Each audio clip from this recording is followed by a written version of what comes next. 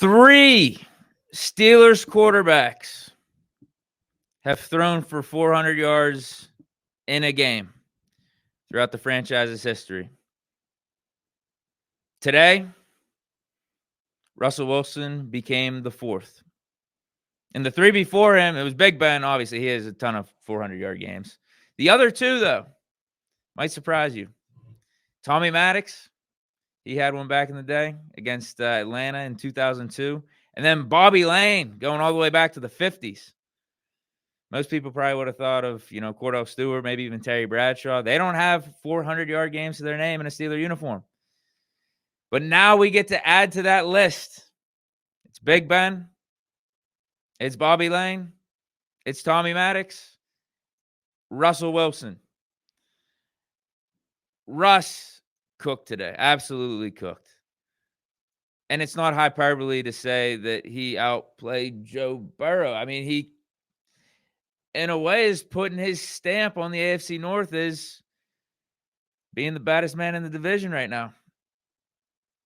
Like, bro, 29 of 38, 414 yards, 3 touchdowns and a pick that shouldn't even have counted because the refs blew the call in the first series of the game. Should have thrown the pass interference penalty on, who was that? Taylor Britt. Pushed Pickens to the ground with his helmet. They just, I don't know. They just completely ignored it. They looked the other way and just said, hey, no, this is cool. This is cool. It's, it's fine. This is legal. Even though the head guy on the broadcast there came on after commercial breaks, that should have been called. But for every reason, the actual refs in the game decided not to call it and give the Bengals a free 7 points. So that pick shouldn't have even counted. 414 yards, 3 touchdowns. Dominant performance by Russell Wilson. Whereas Burrow, he had a good game. He was still doing Joe Burrow stuff. 28 of 38, 309, 3 touchdowns, and a pick. 309 yards. Last time I checked, that's 100 yards less than over 400. Russell Wilson outplayed Joe Burrow. 2 weeks ago, Russell Wilson outplayed Lamar Jackson. Is that a stretch to say? I don't think so. I mean, you could probably look at the stats. I remember we didn't score a touchdown in that game, but I also remember Russ moving the ball consistently, getting the offense in position to score on 6 drives where we kicked those field goals. So, and ultimately winning the game. I remember Lamar having some turnovers. So, I mean, that's 2 AFC North quarterbacks that we would consider tops in the league. You could have the argument of, like, who's the better quarterback in the division between Lamar Jackson and Joe Burrow. Russell Wilson winning over those guys, and not only just winning over those guys, but outplaying them. And don't bring up last week. We're ignoring that. Don't bring up last week. Don't bring up Russ versus Jameis or us versus the Browns. Don't even bring that up. That was an outlier game. That was a lucky game by the Browns. And Russ had a good game. Russ threw for 270 yards and a touchdown, and that touchdown was the would-be game-winning touchdown after we fought back in the second half. So don't do that. No one in the chat. I better not be seeing any comments in the chat trolling me about Russ versus Jameis. What about Russ against the Browns? What about Russ against Jameis? We're throwing that one out. I don't want to hear it.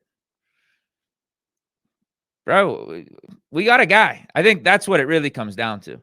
No matter how you want to slice it, Steeler fans, Steeler Nation, we should be feeling really good about this offense and feeling really good about where Russell Wilson is at. Russell Wilson looks like Russell Wilson. And when you have Russell Wilson, and I said this back the first couple weeks he started for us. When you have a Russell Wilson, you feel like you can go into any given game on any Sunday, on any weekend, and come out of there with a win. No matter how the course of the game goes, no matter how ugly it looks on offense in the first half, no matter how many points the defense is giving up or how many penalties, like what nonsense is going on the field, you feel like you got a chance. And Russ is delivering week in and week out, even on his bad games. We're talking about last week against the Browns being like kind of a down game. He still threw for 270 and a touchdown. The game against the Ravens, still got the win against a tough Ravens team. All the other games, it's looking closer to what we saw today, even though this was hands down Russ's best game in a Steeler uniform. Hands down. All the other ones, though, you're seeing Russ put up 250 plus, 2 touchdowns, 3 touchdowns. And now you add this game into the mix. Dude, he's playing like a top 5 quarterback. He's playing like I was going to say top 10, but I don't want to discredit him. I think he's playing like top 5. I'm going to stand on that. He's playing like a top 5 quarterback. He just outplayed Joe Burrow. And we're talking about Joe Burrow being top 3, right? It's Mahomes, it's Josh Allen. And then for 3, you're talking about your preference between Joe Burrow, Lamar Jackson. Like that's the definitive top 4. And you had on 2 occasions, 2 recent weeks, Russell Wilson outplay 2 of those quarterbacks in the top 4 in division games. Come on, bro. Russ is back, bro. Russ is back. Like, we're in a great spot. 9-3. It felt like we put together a pretty complete game, but then the defense had those 2 scoring drives they gave up at the end that got within a 1-score game and got us feeling a little bit nervous. But overall, if the offense is playing like this, and it felt like the offense, again, was trending more in this direction with Russ's early starts. We were putting up like 30 points a game. If the offense continues to play like this, we can play with anyone, man. We can. If anything, I'm a little bit more concerned about the defense. I don't know what to say about this defense. Now I'm back a couple weeks ago going into that Ravens game when I was just like, I don't know what defense is going to show up. But I was saying throughout the course of the game, maybe we give the defense a little bit benefit of the doubt, given we were going up against Burrow in this Bengals offense, where you could maybe argue this is the best offense in the league. And if we were still able to get out of the stadium with a win, defense still got some of the turnovers, still got some of the timely plays. Maybe we're a little bit better off than what most of our knee-jerk reactions will be after this game, the fact that we gave up 31 points. If we put some context around it, and the fact, too, we only got to play the Bengals again one more time. We play them again. We play them one more time, and that's going to be in the regular season, and we shouldn't see the Bengals in the playoffs again. They're 4-8 right now. Doesn't look like they're going to be making the playoffs. So, like, what offense, if this is what happened against arguably the best offense in the league, the quarterback that's playing the hottest right now in Burrow, probably if you want to talk about a combo of receivers, it's the best receiver combo in the league with T. Higgins and Jamar Chase. If we were able to do that as a defense, still cause some havoc, still cause some turnover, unfortunately get up to 31 points. But, like, it should only be getting better going forward because the Chiefs' offense ain't even doing this. We saw what we did against the Ravens' offense. We got Lamar's number. I'm not as concerned about facing off against them. Bills, they ain't putting up points like this, like Cincy. At least not in the pass game. Now, Josh Allen, he's a threat with his legs and everything. But I just don't see it. I don't see our defense. I hope this isn't a jinx. I don't see our defense giving up 31 points to another offense rest of the season. Outside of, we play the Bengals again, but that's at home. Bengals at that point, they're going to be out of the playoffs and everything. So, you know what? Yeah, we'll make that claim. I don't think we give up 31 points again for the rest of the season. How about that? So if our offense is playing like this and putting up close to 30 points per game, which is probably what the average is. After this game with the 44, it's probably close to the average of the Russell Wilson-led offense right now. Over the last 6-7 weeks, if you add it all up, it's probably we are close to 30. Probably in the high 20s if you take the average. We basically just got a team that can compete, can play against anyone. That's where we're at. X Lopez 5 says, bend but don't break. That is a way to categorize this defense, and that's where I was at when we were sitting there early in the fourth quarter up 3 scores. We were up 17. We were just coming off of, I think it was the back-to-back turnovers. Was that the strip sack by Herbig? We got the pick from Dante Jackson. We're up 17, and I'm thinking to myself, you know what? This defense, despite some of the hiccups they had in the first half, I think overall we got to give them a solid grade here. This is like an A performance because of the turnovers and the fact, too, even though I think at that point it said 24 on the scoreboard, you got to take 7 off because of the first series penalty or the non-penalty, the pick six, we've really only given up 17 points to Joe Burrow in this Bengals offense. So that's a huge positive for this defense. But then the rest of the fourth quarter happened, and Joe Burrow was able to score in multiple drives in basically like less than 2 minutes. It was just crazy. It was getting stupid there in the second half. It was just getting really stupid there at points. I don't know what to think, man. I do think the defense did play their role for the most part to a T, in that the offense was cooking. Our priority was just not give up the explosive plays to the Bengals and make them execute play in and play out. And it worked. For the most part, it worked. It got us to a point that we were up 3 scores and we felt like the game was over, because we were getting some turnovers. Bengals were hurting themselves at times. They weren't able to execute play and play out. They were able to get chunk plays. They were able to get some drives into our zone, but some of those stalled out in field goals, and our offense was putting up points. So we didn't have to do anything crazy on defense where we had to get super aggressive, make sure the Bengals would get 3 and outs. It's like, no, make them execute, make them run out the clock, and see if they're able to do that on a play in and play out basis. And sometimes they weren't. We were able to get some of those turnovers. We were able to get a strip sack. But then I feel like we just got too conservative those last like 3 or 4 series. And then Burrow was able to find some easy holes in the zone coverage. They were able to get big time chunk plays. And before you knew it, within like a snap of a finger, Bengals have another 6 up on the board. And the margin, the score margin is getting closer and closer. But we held on, man. We held on. And shout out to Justin Fields, because this is the 3rd week in a row we put him out there in a big moment, final series. And it's funny, too. Of course, it was on a 3rd and 4. And we know what happened on the 3rd and 4 against the Browns.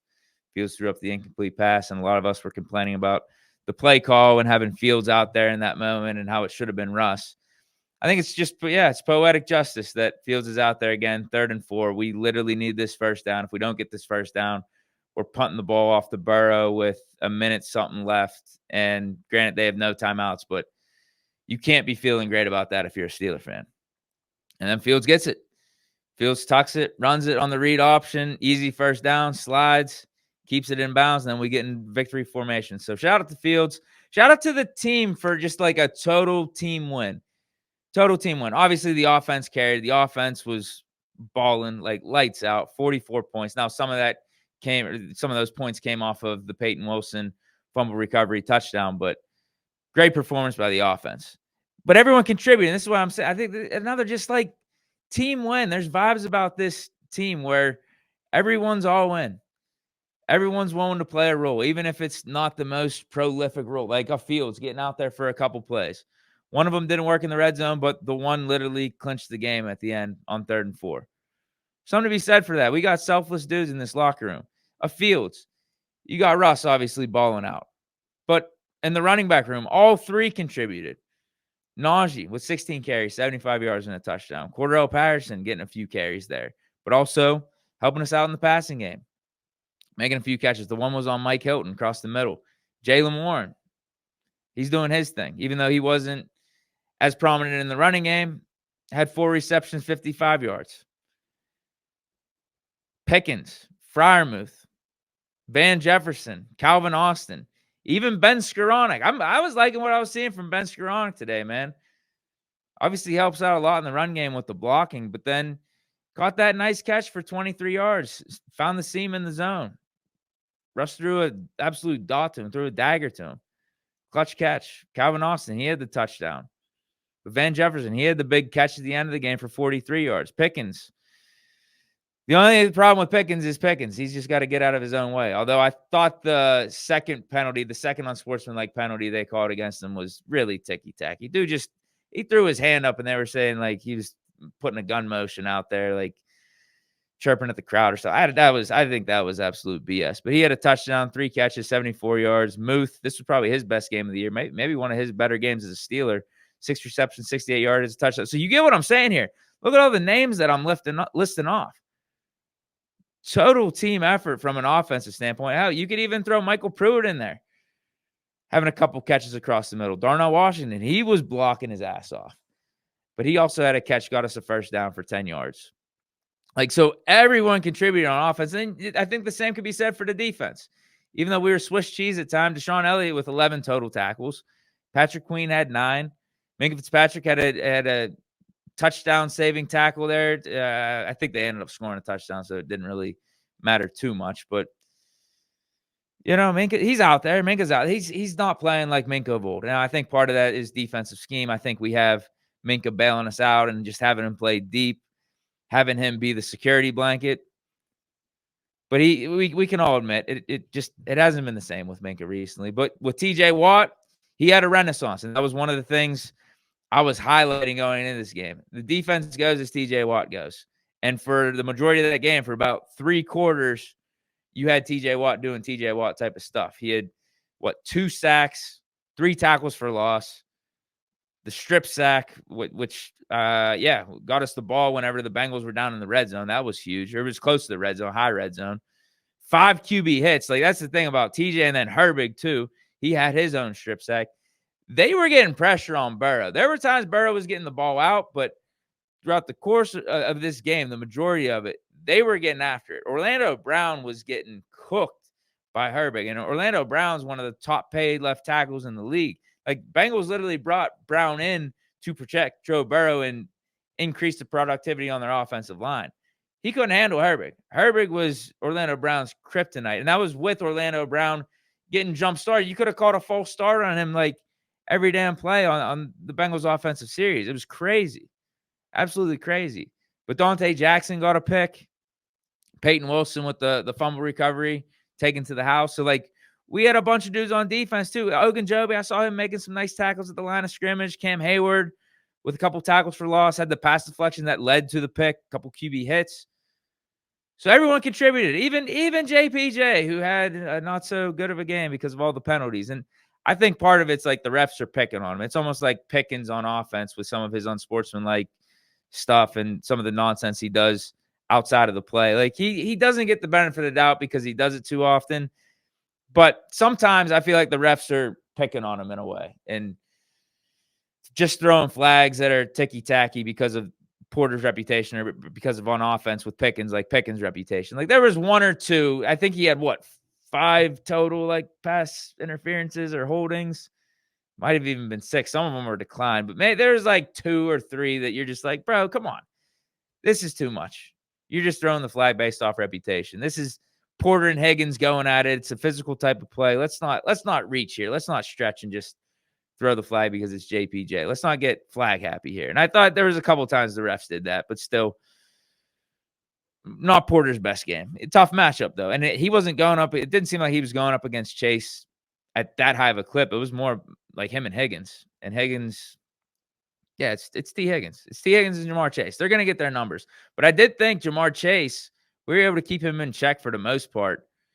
I think at one point I looked up, it was early 4th quarter, maybe middle of the 4th quarter. He only had 4 receptions, 30 yards. He had that 1 touchdown. But that touchdown wasn't really a Jamar Chase type of thing. It was more Burrow stepped up in the pocket, extended the play, and our defenders couldn't really hang with Jamar Chase for 5-6 seconds. That's tough on a secondary. That's tough on the DBs to do.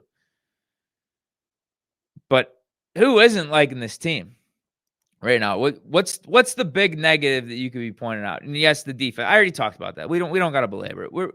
We just won. I think it was a good team win. We're at 9-3. I feel like this is, for the most part, been the rep of this defense for this year, outside of how we started the season and maybe even in that Ravens game. The rep is, yeah, we're going to give up some play. We're going to give up some chunk plays here or there. There's going to be some sketchiness with it. But when push comes to shove, they'll come up clutch. We'll get some turnovers. We'll get some splash plays. And with the offense playing like it is, that's going to be enough, I think. That's going to be enough for us to go on a playoff run and to win a Super Bowl.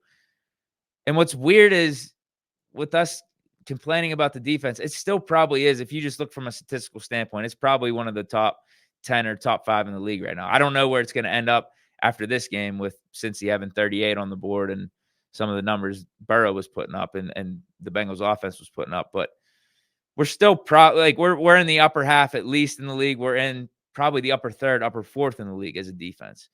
And if you're talking about a team winning a Super Bowl, you do talk about how it can't just be an offense carrying a group or a defense carrying a group. There's got to be a little give and take. There's got to be a little bit of a complementary style there.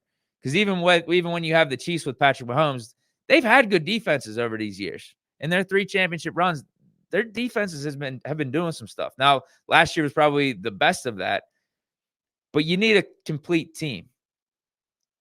You can't just have it, because if you don't, you'll basically be the Bengals. They're overpowered on offense, but they don't have a defense. At least our defense ain't that. Our defense isn't incompetent. And that's my point. And that's why I think we should have some faith that we could go on a run. I didn't think it was going to be like this. I thought it would be more like the defense consistently giving up less than 20 points per game, and Russ and the offense just taking care of the ball and getting some explosive plays here and there, converting on third downs, Boswell making his field goals, and us getting out of stadiums like 23-17 or 23-20. I thought that would be more of it and would be the formula for us going into late in the season and how we win games in the playoffs. But I think there's a chance we can win games like that, because I think you always have a chance to have a good defensive outing with the players that we do have, because we got studs, and the amount that we're paying these guys, you're always going to have a chance to put up a lights out defensive performance.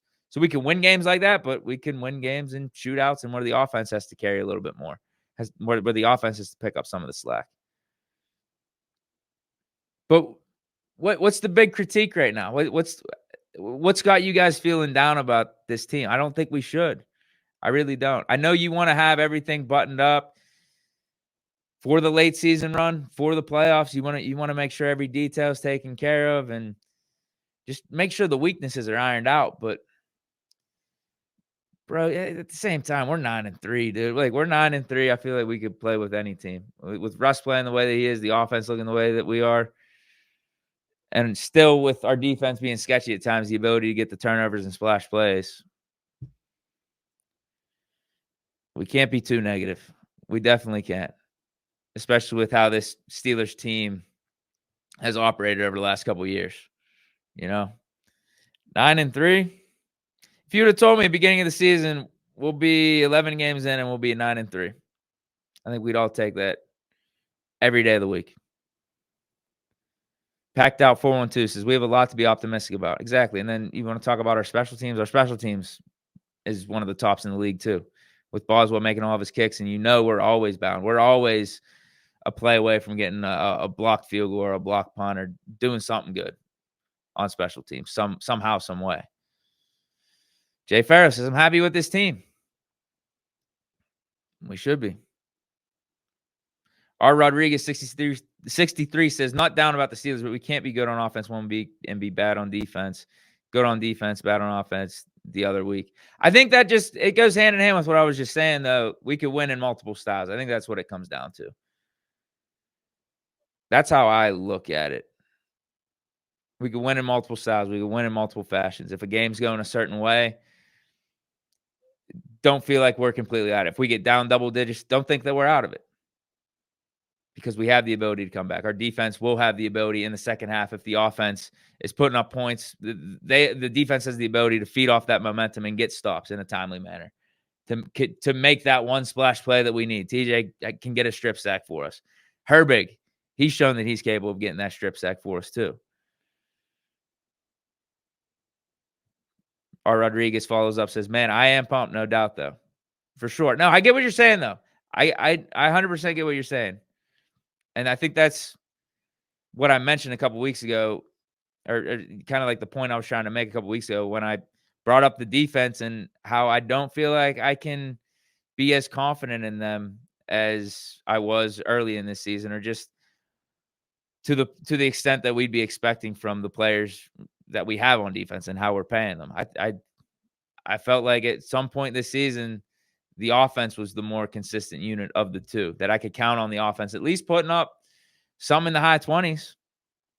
Whereas defense, what am I going to get on a game in and game out basis? Am I going to get the lights out performance, or are we going to be getting Daniel Jones and Tracy scoring on us in minute or two drives like we did on Monday Night Football a few weeks back? Or the Colts putting up almost 30 points, or Dak Prescott and the Cowboys with no-name dudes getting game-winning drives on us. Like, can we expect that, or is it the lights out defense that we saw first three weeks of the season? I think the defense they have this Jekyll and Hyde effect, but ultimately I will still say I'm satisfied. And I think I look at the defense in a more positive light than I would negative. Because ultimately we got the win. We got the turnovers. When push comes to shove, even with Joe Burrow and the Bengals leading the charge for the comeback, we did enough to win the game. We got up to 3 scores. We gave ourselves that cushion to be conservative on defense. And if the Bengals do score, it's like we're still winning the game. Bengals are chewing the clock and everything. Got the win. Got the win. Jay McDermott, 1203 says, what a game. Absolutely. Man, this is a great question. PM7 says, were the refs soft today, or were we bad on the back end, more specifically Porter? I think the refs were a little soft today. I think it was a combination of both. Porter didn't have his best game, but I think there were a lot of penalties being called by the refs in this one. On both sides. I think both teams were actually flagged a fair amount. What were ours? I think we had at the end of it, we had 8 or 9 penalties, right? And it felt like the Bengals had a fair amount of penalties too. So let me check the overall. Yeah, it was just a heavily flagged game. 9 for 103 on our end. Bengals had 11 for 101. I think it was just the refs being flag happy. That was part of it. I think they called a little too many on JPJ. A couple of them were undeserving. What can you do? What can you do? X Lopez 5 says, I'm more confident than I'm guessing you're saying in the defense, strangely enough. Tell me why. I want to hear it. I want to hear the counterpoint. D-Max asked, did Mike Williams get a catch or do anything? That's literally the one guy on offense that didn't contribute. I listed off how many names a few minutes ago on offense that contributed. I was talking about how we got such a overall team. Everyone's contributing. Everyone's putting their hand in the pile. Everyone's got something to do. I listed off probably 10, 11 names, and Mike Williams was the one guy. I even said Michael Pruitt and Ben Skoranek. Because Mike Williams is not on the box score. He was out there a couple times, though. He was out there. It's nice to see him. But it ain't the end of the world when you got everyone doing stuff like this. When you got Van Jefferson having that catch at the end of the game for 43 yards. Calvin Austin catching a touchdown. I'm not stressing about Mike Williams not seeing the field. I'm stressing when our offense isn't explosive or we're not putting up touchdowns in the red zone and Mike Williams ain't out there and we're trying to throw vertical routes to Calvin Austin. We're trying to throw fade routes at the goal line to Cordell Patterson instead of having Mike Williams out there. That's when it doesn't make sense to me and I'm complaining about Mike Williams getting on the field. But if we're getting offensive production like this and Cordell Patterson's catching passes, Calvin Austin's catching touchdowns, Van Jefferson's helping us close out the game. Hey, Mike Williams could ride the pine. I don't care. It doesn't matter to me. Russ threw for over 400 yards. Do you think I care who those 400 yards go to? No, I don't. I care that Russ has put up 400 yards and our offense is just explosive point blank, period. Now, if Mike Williams is helping out in that process, all well and good. I'm loving it. I'm loving it. It's even more because we traded some assets to get him. So you do kind of want to see him out there because we gave up a 5th round pick for him. But still, worst case, and this goes back to trading for Mike Williams or trading a receiver before the deadline.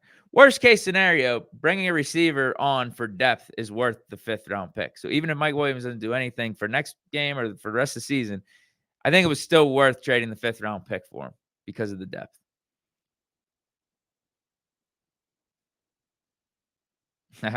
R. Rodriguez 63 says, Najee gave me glimpses of Le'Veon Bell in his prime with us. Yeah, he was running good. Running good. Runs typically good on turf. Runs good in Cincy. Looked a lot more nimble, a lot more shifty than what he did last week in the snow. For sure. All right, so I want to read that one comment. X Lopez, because he was saying he feels better about the defense, weirdly enough. So he says they make the plays when needed to change the momentum, literally the last 3 games.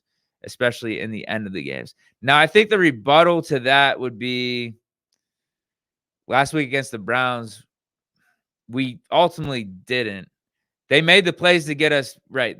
To change momentum, get us back into the game. Offense converted. We got the touchdowns and stuff. Get up 19-18. But then they had to get it back out there on the field for the very final drive and weren't able to close. Same thing could be said in the Cowboys game. So there's been moment, and it was looking bleak at times in this Bengals game with how we were letting Burrow and the Bengals march down the field on us and come back. But it is like that game of pick your poison. What's the trade-off here, man? Like, you want to be conservative, you don't want to give up the splash play, the explosive play, but then you might be too conservative and you let the opposing offense march down the field too quickly in the second half and gain some sort of life. Like that happened, I felt like, in the Giants game too. Happened in this game. That's you bring up fair points. You bring up fair points. Like in the Cowboys game, though, we didn't get that final stop on fourth down. But if you're telling me the game's coming down to a one-play scenario on fourth down against Dak Prescott and the Cowboys, you know what? I like our defensive chances of getting out on the field, or getting up off the field with that dub, getting the stop, even though it didn't happen. I kind of get what you're saying.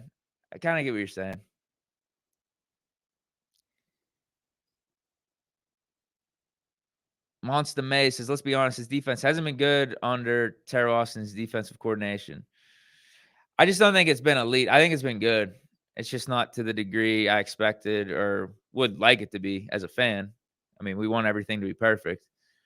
It's been good. I think it's been solid. I can't complain. I think we've had a top 10 defense with Terrell Austin. It's had its bad moments, but it's had a lot of really, really, really good moments. We got to admit that too.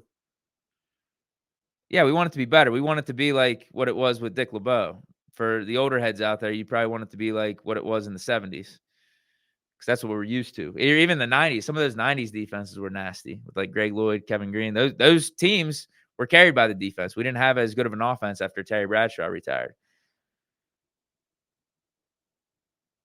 That's our bread and butter here in Pittsburgh. Like, that's what we love the most is like defense, physical ball. Like, that's Steeler football. But it also is, I think we also do got to acknowledge it is 2024. A lot of the rules, a lot of the refs' calls can be slanted towards offenses at times. So I think overall the defense is a net positive on this 2024 team. It definitely is.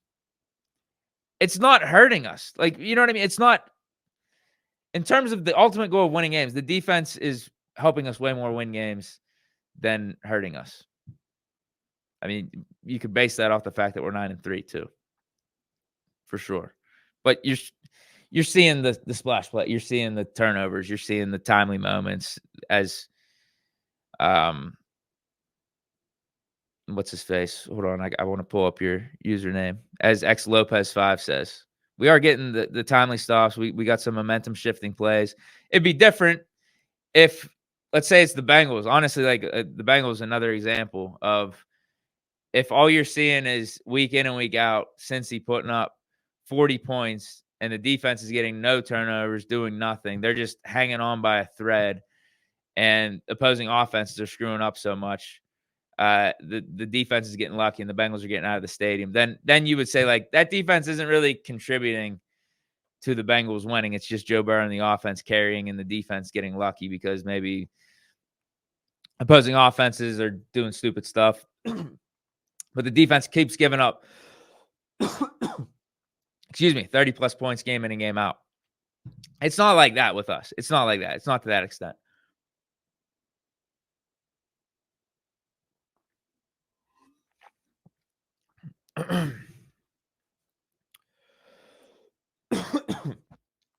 Brendan Scott 11 says our ability to create plays, turnovers is huge for us. Definitely. That's part of our MO. That's part of what our defense brings to the table. You can't take that away from us.